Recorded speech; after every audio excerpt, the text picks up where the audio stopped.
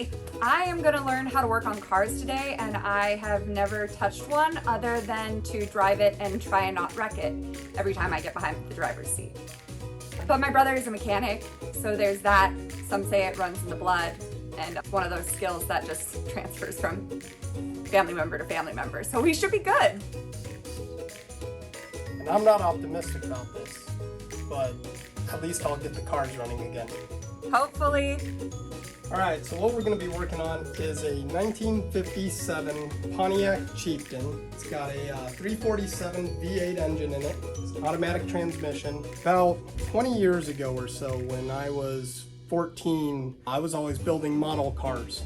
And my grandmother, who unknown to me, had a bunch of classic cars sitting in her backyard up in Phoenix underneath a Ramada, just threw out that, hey, if you ever want to come up and get these cars running, every car you get running, you can have. They had been sitting for 20 years back then. What I did was, for about the next 3 summers, I'd go up to Phoenix and stay a couple weeks at a time, and she had a guy there helping me learn to work on cars, which no better car to learn on to work because they're so simple from the 50s, 60s, 70s. So got them all running. Each summer I'd go up and get a car running, bring it back, and now fast forward 20 years and they've all been sitting just in my shop for 20 years. So all of the same stuff that I had to do 20 years ago when I was first learning, we need to do again to get them running. I thought that it would be cool if my sister tagged along. Ow. So we're gonna make an attempt at that and show her how to get these cars running. It's all pretty simple. When we're looking at an engine,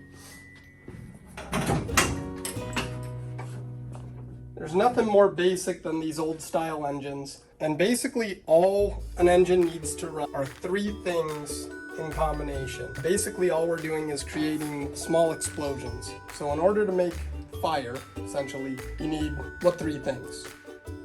Oxygen, Air, fire, spark. combustion. It's a good answer. Fuel.